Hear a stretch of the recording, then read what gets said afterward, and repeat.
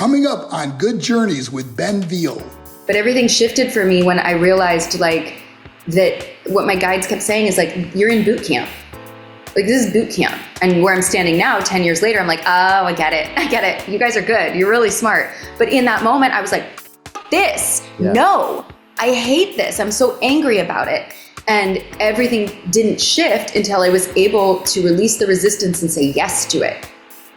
And say, I've chosen this. There's a reason it's here, and I can do this.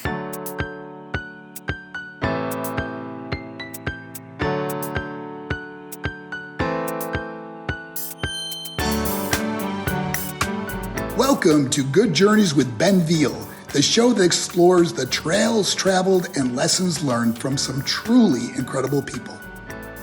Hello and welcome to a really special, purposeful conversation here on Good Journeys with Ben Veal. And I'm so pleased and grateful that my guest is able to join me today. Now, before we get underway, I have a question for you. Don't you wish that life on this earth came with a map, a compass, or at least some sort of a guidebook? Well, my special guest is the founder of Earth School, a transformative online heart-centered leadership community that's all about guiding you forward on your own hero's journey of self-discovery. As well as being a heart-led guide and mentor, she's also a highly accomplished and well-loved film and television actor and storyteller, who is known globally for her roles in The OC, Entourage, No Ordinary Family, Sully, and many more, as well as for being the lead star in numerous Hallmark movies, including The Wedding Veal, A Country Wedding and Junebug, and an executive producer, writer, and director. Joining me is, of course, the wonderful, purpose-led Autumn Reeser. Autumn, welcome to Good Journeys. How are you?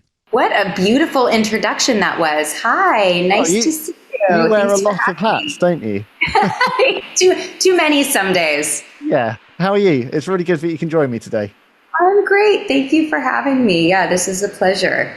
And how is sunny LA as I'm recording this with a blanket on me, freezing cold? It's genuinely sunny. It's really nice. It's November when we're recording this, and Novembers here tend to be really nice. I'm sorry. I feel the need to apologize to everyone in Europe. It's fine because I'm starting to feel festive, so it's fine. I like the cold. It's good.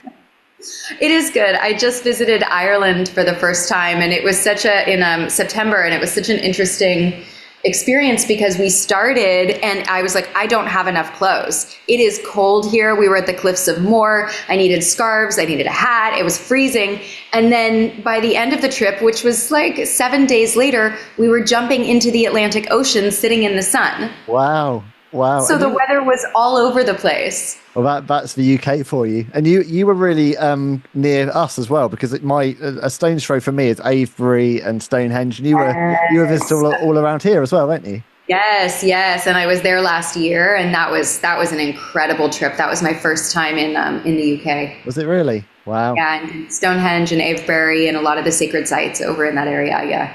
It's amazing because Stonehenge, even I drive past it probably once a week. You never stop being stunned by it. Every time you drive past it, you still have to, and everyone slows down, and there's always traffic jams because everyone's like, wow, Stonehenge. It's just so incredible. Is that why they were proposing to put a tunnel under it? I was part of signing all of the petitions. That's a terrible idea. You're going to mess up all the ley lines. That's an absolutely terrible idea. So I think we were able to protect it, right? I think so. Yeah, I think it's safe now. Yeah. Well, anyway, we're gonna, before we go off on a Stonehenge rabbit hole, let's get to what I hear. So I want to start off by talking about Earth School. So I said about it in the introduction, but I absolutely love the purpose behind this community you're building, Autumn, and it really resonates with me on a very deep level. Kind of what led you to transitioning to becoming a mentor and being a heart-led guide to other people? Yeah, I think for a long time I'd been seeing, I think we're all channels and visionaries ultimately, and mystics. We're all spirit in a body. And so for a long time I'd been receiving these visions of seeing healing centers all across the globe, and the way that was going to help raise the frequency on the planet. And I had no idea how that was, it was just something I saw. And last year, honestly, I'm just following guidance. It sounds so stupid, but it was basically just, I need to do something to help more. I need to do something to contribute to this massive shift that's happening on the planet. And yes, art contributes to that, but I very much felt called to sort of anchor in one of these communities. And as we're heading into Age of Aquarius, which is, the age of technology, and everything that happened during COVID, like Zoom becoming much more part of everybody's lives. Yep. Now you can hold community in this sort of secondary ethereal space that you and I are communicating in right now. Yep. And we learned that we can connect and we can hold space within that realm too. Yeah, and it's stopped being weird as well, hasn't it now? Like there was a period where this was really weird. Now this is just my life. I was really angry about it for a while, to be totally honest. Like my kids were having to do school online on Zoom, and I was like, no, I was like refusing to learn it. I went into full stubbornness mode, got over that. Now, it's exactly what you said. Now it's a really beautiful part of our lives. And, I have people in Earth School who are from all across the planet, and that's extraordinary. That's such a beautiful, beautiful gift that came out of COVID, that everybody learned this new technology and that we can use it to facilitate greater connection now. I feel like there's a lot of people that are lost right now, aren't there? Like I love this idea on your website. You're talking about that we are in the driver's seat of our experience on Earth, but I mean, all too often, I think a lot of us can feel like others are steering our lives, and we are just passengers. I certainly feel like that quite a lot. Like, when did that switch flip for you in terms of starting to really feel that you were like taking control of your own journey? Yeah. Well, the victim program or victim paradigm is something that we're here to break out of in this particular time. And it's extremely pervasive. And until you can recognize it, you don't even realize that it's not you. That it's a program, it's an archetype. And it's an archetype we all carry, and it's an archetype that we have to learn to love and interact with. But we also need to know when it's running the show. We are not that, just like we are not the perpetrator. So if you're working with the Keltman drama triangle, you have victim, savior, and perpetrator. And you're none of these. But we live in a paradigm that tells us that those are real. And so they feel very real, but you're the one in the middle. You're the creator. We're made in the image of God. Right. And so all of my work is to get myself first and foremost to remember this. Yeah. And then use that knowing to help other people remember it too. Well, I mean, this is all a journey for you as well, isn't it? As you say, like your teacher, student, mentor, all kind of wrapped into one. It's this life's journey, isn't it? Yeah. And basically it came down to this point where I'd done so much deep work, which really for me started a long time ago. I've always been doing this, but I really dove in maybe about a month before COVID. And eventually I got to this place where the message I started receiving was like, you have to give back. There's too much in here now. And I think we're afraid to take that next step. Like, ooh, who do I think I am? Right? We run all of that programming. Who do I think I am? What do I have to share? I'm nobody. All of that stuff. We all carry that. It all just goes. And then you get over it. You're just kind of like, yep, no, thank you. Thank you so much. Thank you. Thank you for the same thing you say every time. I'm going to do it anyway. Yep. Thank you so much. So yeah, what happened for me is that I was, having so many direct conversations with people in my life, people on set, and seeing that the knowledge that I had picked up from my teachers along the way and from my personal experience was actually helping people change their lives. And then I got the guidance that I had to make it publicly available, which was really scary, because I was like, again, the saboteur. Who do you think you are? Yeah. Right. It's going. I studied with Dr. Clarissa Pinkola-Estes, and one of the things she calls that voice is like a goblin or a duende. And she says to say to it, be gone. There is none of you in me. I love that. Yeah, it is. I mean, especially when she says it. It's so grandiose. Imposter syndrome or whatever you want to call it, but that feeling that you're not, why am I the one to do this? And, I speak to a lot of people on this show who have got platforms, who have become known for one thing in their life, and then it gives you an opportunity. Obviously, you, through your arts and the entertainment world that you've been in, it gives you an opportunity to share a message that maybe you wouldn't get a chance to do otherwise, and that can be really powerful. Yeah, 100%, because as an actor, my job is delivering other people's words and other people's viewpoints, which is also really beautiful and has been one of the gifts for me in knowing the human psyche really deeply through embodying so many different viewpoints. And that was I've been acting since I found it when I was 6 or 7. I saw a play and there was a child in the play and I was like, oh, that's what I do. That's what I do. And my parents were like, who are you? It's like, no, I need to do that. Wow. So, they really supported me in that. And now I look back and I go, because I'm so interested in what makes us tick. I'm so interested when I play a character that makes choices that are different than what I would make. Yeah. Where is that coming from? Where is that located in the body? Where is that located in the voice? Why does it sound that way? Why do they do that? Why do they say that? Why do they move that way?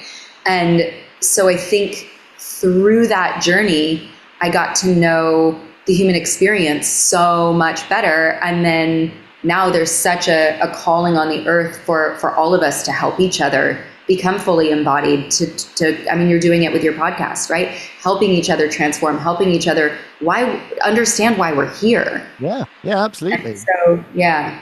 I always find it fascinating, the role of an actor, this kind of ability to kind of see the world through the eyes of another person. I mean, it must help you so much in terms of mentoring and guiding others, because you've lived many different lives beyond your own, haven't you? Yeah, definitely. And I think one of the things that I bring to the table is non-judgment. Like I think the human experience is a very difficult one, and we're all doing the best we can at the level of consciousness that we currently have. And sometimes that results in really bad choices that hurt people, that are violent, that create massive chaos. But when people are ready to come to terms with that and to go to a higher level of consciousness, all of that it's redeemable. I deeply believe in the redemption of the human spirit. And so that's one of the things that I hold space for, because there is nobody cast out of God forever. I do not believe that. And a lot of us really just need to know that we are loved and that we are love. And I think that's something that I understand on a really deep level, and basically can anchor and hold that until other people remember it too. Well, it's that cycle, isn't it? Hurt people. Totally. Yeah. Most of us are traumatized. I think people want to categorize that, and you can use it little t trauma and not big T trauma, because there are some major traumas and we don't want to lump everything into the same category, but we also don't want to diminish just the difficulty in simply living a human life and the wounding that we pick up as children. Yeah, it's huge. One thing I wanted to ask you about, so I'm all about mountains. My business is called Second Mountain because I see them in the background there too. I love it. Mountains here. That's all about the symbolism that mountains have represented in my life, and I'm kind of climbing this second mountain now through what I'm doing. When I listened, so doing my research, I listened to this wonderful conversation that you recorded with your former OC co-star Rachel Bilson and Olivia Allen. On their Broad Ideas pod. I'm going to put the notes in the show notes here, because that was a fantastic conversation, but that's also one of my go-to podcasts. I don't listen to many podcasts these days. It's a problem with making podcasts, but I think those two are wonderful. But you said something on there that really struck a chord with me. You said you are a match for your mountain.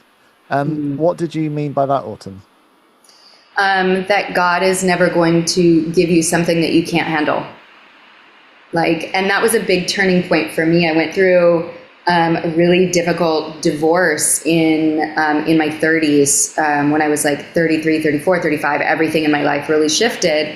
And I was approaching it at first why is this happening? I didn't do anything to deserve this. This is from the victim standpoint, which is also important to let that part of ourselves have that experience. But everything shifted for me when I realized that what my guides kept saying is you're in boot camp. This is boot camp. And where I'm standing now, 10 years later, I'm oh, I get it. You guys are good. You're really smart. But in that moment, I was like, this, no, I hate this. I'm so angry about it. And everything didn't shift until I was able to release the resistance and say yes to it. And say, I've chosen this. There's a reason it's here, and I can do this. And so that is the major shift that I think most of us need to say, which is why I say it to people a lot online. You are a match for your mountain. We all have a difficult experience here. There is a challenge that our soul has chosen for us to face in this lifetime. Some of us choose never to face it, right? We're like this the whole life. But that pressure builds up, and we could talk about that more. But most of us, it's there's a significant challenge, whether it's a health challenge, whether it's death, whether it's poverty, like there's a significant challenge that is in most people's lives. And it's only when we turn around and look at it directly and say, okay, that we are able to find the gold that's hidden in the recesses that we haven't seen before. Where you find the third way. Sometimes we go, it's this or it's this. But there's usually, the Buddhists call it the middle way. There's something in the middle that you can't see until you turn around, say yes, and look directly at the mountain that you're facing. Yeah, and I think 30s, you're certainly not alone in someone who's, really struggled through the 30s. That's a tough decade. So many people, I turned 40 this year, and I wanted to be like, oh man, I'm getting old. But actually, I feel quite liberated about being in my 40s. It's like I had to go through so many hard times in my 30s to get to exactly where I am now as a kind of father of two, business owner, kind of doing the stuff I want to do, was because of my 30s. Yeah. Yes. And Carl Jung says, life really does begin at 40. Up until then, you're just doing research. I love that. Yeah. Well, there you go. Here's to beginnings then. Exactly. So I want to talk about journeying. So we talked about a little bit about this off air, but you're a mum to two boys. I'm a dad to two boys. It has been one heck of a journey of discovery for me these last 11 years or so. What has surprised you both as a mum to parenting boys? What have you learned about yourself through that? That's such a massive question, Ben. Yeah. I like asking massive questions. Yeah. Yeah. Oh my gosh. Did you always think, because I thought I was going to be a dad to girls. I don't know why. I just always thought I'd had daughters. Weirdly, it never went. You'd be a great girl dad. Maybe that's why. Maybe because you'd be a great girl dad. Maybe, but so I think I was wired and ready for girl energy. Like whenever we have girls come round, and they'll just often, not always, but often, the girls will come round and they will be really calm, and they will draw, and they will colour, and they will do creative things. Whereas obviously a room full of boys just go Yep, completely different energy. I wasn't really ready for the energy because I have a lot more of that kind of feminine energy. I think when I was a kid, I was really creative. I used to spend hours drawing, writing, colouring. I wasn't really a get covered in mud kind of boy. So I haven't really been ready for it, and I've braced myself, and I've kind of got used to it after 11 years of chaos. That's well put. Yes. Yeah. I have, my youngest son is like the embodiment of this like physicalized masculine energy. And I absolutely think he was a gift sent to me to teach me about the masculine journey. Very, very much. And it's been hard because I grew up with a sister, and my mom, we did all the crafting stuff, and that's sort of like the how to parent model that I have. And that was completely blown out of the water. As it should be. Like, I think our children are our greatest teachers, right? And they're like, if we knew everything, then what's the point? Yeah. It's school, right? And so my little one, we've really had to figure out how to meet each other. He's 11 now. And there's been moments where I think what I do well as a parent is I'm just honest. And the gift of this child is just absolute unfiltered raw honesty. I'm like, that is going to be your saving grace. Even in the times that I'm like, ow, I never want him to lose it, because that's how you keep yourself safe from the programming. You just go, that's some bullshit, that's some bullshit, that's some bullshit. And this kid has a gift for that, even when it's directed at me. Yeah. I'm like, you're right. That was some bullshit. I should not have said that. I'm so sorry. Yeah. And that's maybe the difference in generations of parenting, is that I find myself a lot having much more conversational parenting with especially my 11-year-old, saying, yeah, I did that wrong actually, or I don't know what I'm doing here. I don't have the answer for that. I am literally winging this. I don't know what I'm doing. I'm beautiful. I'm trying to be a dad, but I've also got my own interests, and I am also living my own life. My life didn't stop the day that I became your dad. And I think that's one of the most beautiful things to say to your kids. Like, I'm also here. I am also here. And I have wants and needs. And like, in this moment, I'm needing, sometimes for me, I'm like, I need nobody to talk for 5 minutes. I need 5 minutes where nobody speaks, please. So that I can come back to my center. And I think, it's teaching them that they have the right to do that too. where my son can come home from school and we'll have somewhere to go. And he's like, I need alone time for 10 minutes before we head out the door. And knowing that he will have that honored in my household, because if I do it for me, of course I'm going to do it for him. Yeah. But then the exchange is there too. Like, hey, this is, or we walk in the door sometimes and we've all just come in and then they're like, can you make this? Can you make this? I'm like, look at what is happening. I'm carrying 8 things in my head and you've already asked in my hands and you've already asked me to do one more thing. Be present. Give me a moment. You can ask me that same question in 5 minutes. Yeah. Wow. Yeah. Your house sounds so similar to my house. Yeah. Two boys. That'll do it. It's a vibe. But I'm a huge advocate of alone time, and because I think, our world is always on, we're never really alone. Just the ability to actually just sit quietly and just to process your thoughts and just not be contacted, or it's just, I try to carve out times every day just to be quietly present and just not always connected, because it's hard. Yeah.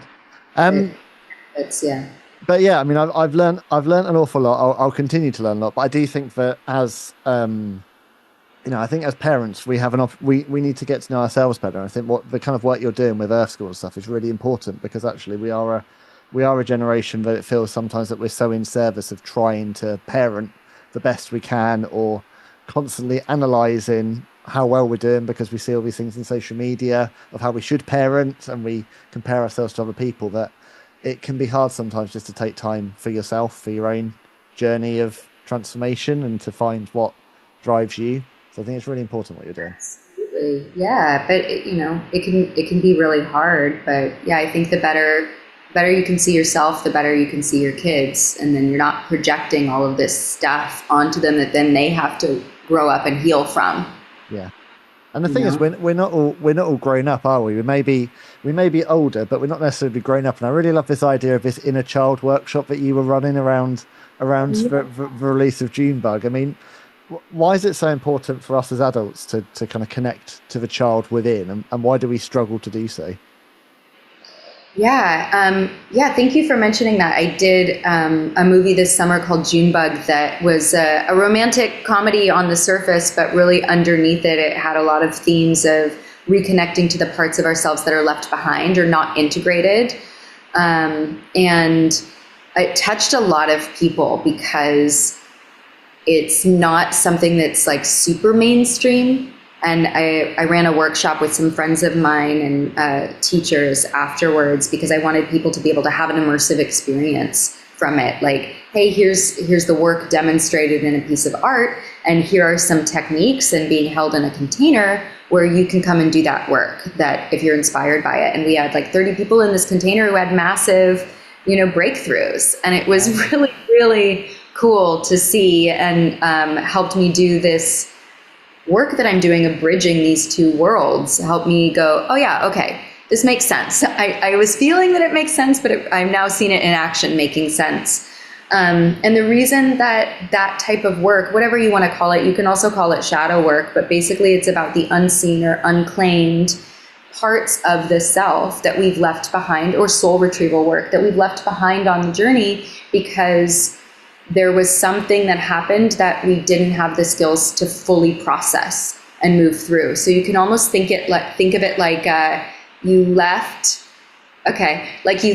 California driving across the country, and you started off with like all these suitcases on the top of your car, and you forgot that you didn't notice that one fell off in Arizona, and then another one fell off in Texas, and then another one fell off in Alabama, and you suddenly wake up and you're like, wait a second, I don't have everything I need. Or every time I go to do this one thing, this old pattern this old pattern repeats. Why is that happening? So you have to turn around and go back and pick up those suitcases and go, oh, okay. Because they're all holding pieces of gold. Yeah. Really important parts of ourselves, but we haven't wanted to go back and look at them because they're surrounded by usually pain. And it was pain that we couldn't process at the time. And we had to basically put it aside until this moment when we can go back and we have the skills to be able to process that pain now. But that's why most people need a therapist or a somebody to work with as they're doing this, because there's a reason they couldn't process that pain, because it's a lot and you have to feel it in the here and now, and it doesn't feel good. I love that. You've got a really great way, Autumn, I think, of kind of creating images from storytelling of that. Because immediately I'm just thinking of Beverly Hillbillies and just kind of all that stuff going off the back. It's brilliant. But that'll stay with me. I really like that, because it is essentially, it's that kind of chipping away of self, isn't it, over time without us realizing it.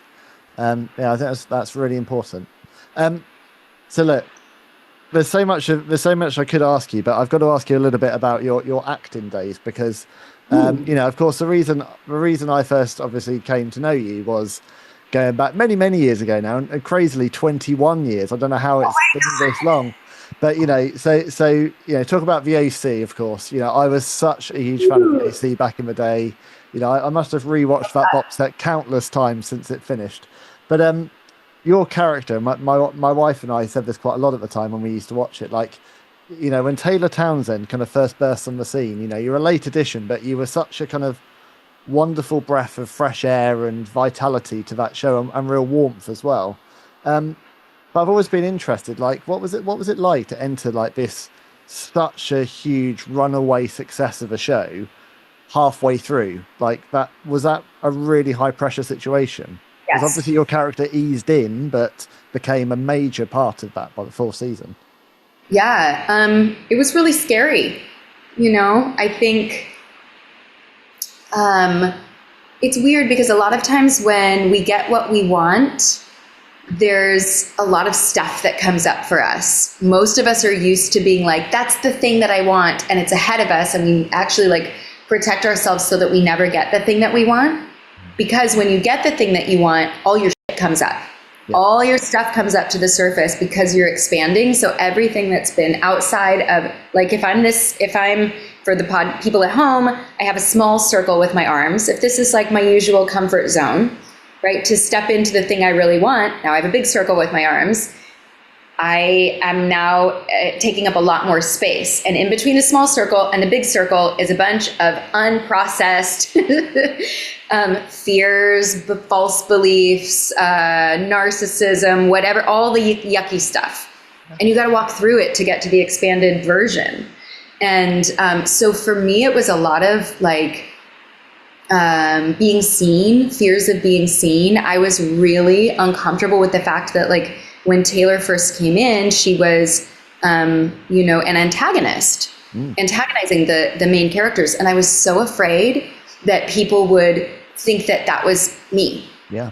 And be like, oh, we don't like you because you're, and now of course I can see it and I go, that's part of all of us. We all have a part of us that's an antagonist. Of course, there's no problem. But the part of me that wanted to be safe was like really afraid that people would dislike me.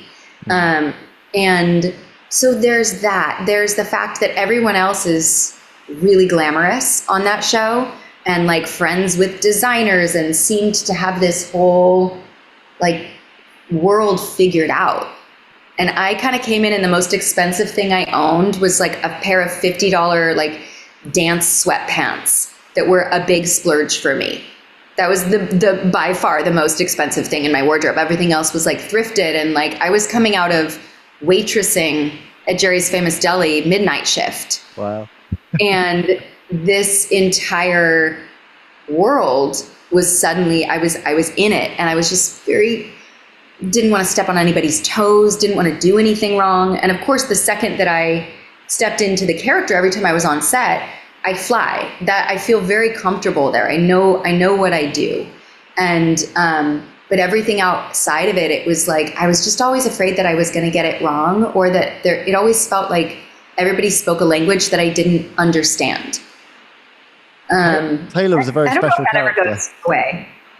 No, I mean, Taylor was a very special character because she was that kind of classic example of don't judge a book by its cover, as in you see how she behaves at the start, and then as you unpick, as it goes on, you unpick the parental relationship and see what's going on. You're like, oh, there's a lot more to this girl than meets the eye. Yeah. That feels appropriate for Good Journeys. It feels like, yeah, she went on a good journey too. Yeah, it does. Yeah, she really did. I remember when they wrote the episode where they gave her the overbearing mom And I remember going, now, okay, because I thought I was only in there for 4 episodes. And all of a sudden, they gave her this backstory. And I was like, oh, now we can understand this person. Now she's become multidimensional. Yeah. Now we can have compassion for her. Yeah. And then she ends up becoming a huge part of the final season and the finale and everything. wow. Big part of your legacy. Does it feel crazy to you that we're talking about this like this is like 2 decades ago now? Because it does to me. It doesn't feel long ago that I was watching this for the first time. I don't even know how to talk about time anymore at all. Like, how do we talk about time? I'm simultaneously 6, 20, 30, and 40 all at the same time. I'm all those ages at once. So it was so nice, as I said, to hear you kind of reminiscing with Rachel, who obviously used to be Summer. Do you keep in touch with any other members of the cast? Because we've just finished watching, my wife and I've just finished watching Nobody Wants This on Netflix and binging that. And Adam Brody has not aged a day in 20 years. I don't know how he's done it. And all of you guys, there's something about the AC. I don't know what you were drinking, what was in the water, but none of you have aged. It's amazing. That's very kind. And really, it's all about good lighting. That's why I sit here on my floor for this podcast, because this is the best light. I'm like, listen, we just know how to light ourselves. Spend a couple decades on camera and you'll figure out your lighting. Yeah. But you have good lighting, by the way. Thank you. Ben, you know what, Ben? I'm in part of this theater troupe called Thrilling Adventure Hour. We're coming to the UK next year. It's our 20-year anniversary. It's a stage show that I've been doing. We have a podcast too, Thrilling Adventure Hour, and been doing this for 2 decades. It's our 20th year anniversary, and so we're doing a world tour next year. Wow. We're going to do stage shows all around, and so I think in maybe November we'll be in the UK next year, sometime next year. But Ben has come and played on stage with us there, played a couple characters. So I've seen him a few times, and we were actually up for another series together at some point. So we were both in an audition room. And then I think whoever was casting it figured out that we were already on a show together, and they nixed that. Yeah. Yeah, it's hard to kind of suspend for disbelief when you suddenly see 2 you can't do that. But it's been romantic before. It's like, that doesn't really work. Yeah. No. The other thing I've got to ask you about, because the season is approaching, it might be nice and hot for you currently, but we're on the fast track to Christmas, and you have starred in a fair few festive Hallmark movies. Now I don't know about you, but I have 3 kind of go-to festive favourites. So I have Home Alone, I have It's a Wonderful Life, and I have National Lampoon's Christmas Vacation. 3 very different films, but they all have to be watched every Christmas, otherwise Christmas isn't Christmas.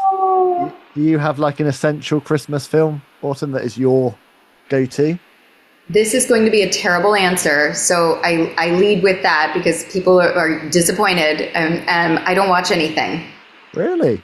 Not really. No, I was in my 20s. I was very studious around films and took film and did a lot of study and watched everything. And then now almost nothing. And so I don't have like regular anything. I'll watch things with my boys every now and then I'll watch films or shows that interest me on airplanes. Okay. And outside of that, nothing. Is it because you spent so long in the industry and it's not escapist for you, or you just don't? Yeah. Maybe I don't. Yeah, I don't find a lot of pleasure there. I'm interested in storytelling. Yeah. So every now and then something comes along that I'm like, I need to watch that. The boys and I just watched Queen's Gambit, actually, because they're really into chess, and they're just brilliant filmmaking. So beautiful. And also to find a show that I could watch with both my kids. I had to fast forward through a couple parts. People listening at home, don't worry. I had the remote control. But that we could all agree on felt really good. But we started watching something called Outer Banks. Finn wanted to watch it. Yep. And it's like a teen suspense show. I can't watch it. Anything with suspense or it's too intense for my nervous system. I think that's also part of it. A lot of shows are just too intense for the nervous system for me. Yeah, no, I get so I don't watch anything. I'm sorry. No, it's fine. I will watch all the Christmas films for you. Yes, can you please? That would be great. That's fine. I'll work my way through your Hallmark, your kind of back catalogue. It's nice. I can be in them, and they are my offering. But yeah. So look, I'm gonna finish up with Well, I want everyone to kind of in a minute kind of hear about how to connect with you. But before we get there, I'm going to hit you with the big question because I haven't hit you with enough big questions today. What's been the biggest journey? What's been the biggest lesson that you've learned on your own journey so far, Autumn? That's a massive question. Like, where does a person even begin to answer that? Can you tell me your answer? I think probably the biggest lesson I've learned is probably just to appreciate the everyday and not take any day for granted anymore.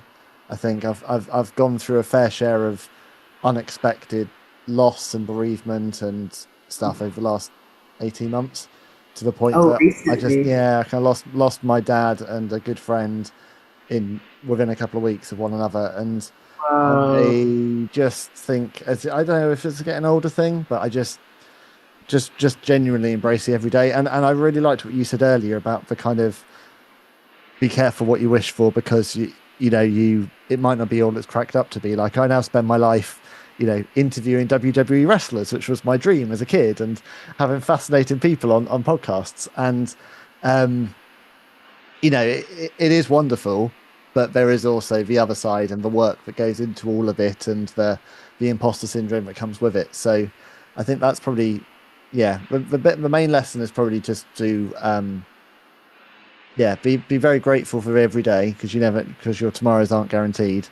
And then my caveat would be, if you get what you think you've always wanted, it might not necessarily be what you've always wanted. How are they? Great. Are they okay? That's great. And I'm sorry for your losses. That's intense. Well, it's life, isn't it? I mean, unfortunately, it's the only certainty, that is the reality. We're all going somewhere. And, I do have faith, and I know where my dad's gone, and I know where my friend's gone. So, I have that in my life, but it doesn't make it any easier. Yeah. Yeah, that's well put. Exactly. I think for me, kind of like building on that is sort of the first step in anything. If I could go back and talk to my younger self, is just to be in the present moment, to trust that you will have the next set of tools you need at the next right time. Because I think I spent a lot of time thinking about the future, which just creates anxiety in the body. And yes, we want to be prepared, but that can come from a deeply sourced from within place that doesn't cause a lot of stress and anxiety. But when we're coming from a place of like scarcity, I need this and I need this and I might need this, so I better do this and blah, blah, blah. Right? It just creates toxicity in the system that then creates sickness and all of that. So I think that's what's coming forward to share right now. But it's like you said, it's such a big question. Where do you even begin? And then I think to build on that for the present moment, the way that's showing up for me in the here and now is I'm in this deep clearing process of, how do I actually want to spend my time? How is it most useful? How is my time spent in the best, most impactful way that nourishes me and my children and my community and the larger world from the platform that I have the gift of being able to have? How do I work in a loving and efficient way within those frameworks and remove everything that is like junk food in my life, like extraneous, something that is not actually nourishing the greater purpose and my soul and my sense of joy. Well, look, I'm sure a lot of my audience are going to be really inspired by this conversation today. I certainly have been. What is the best way for anyone listening today or watching to connect with you and find out more about Earth School?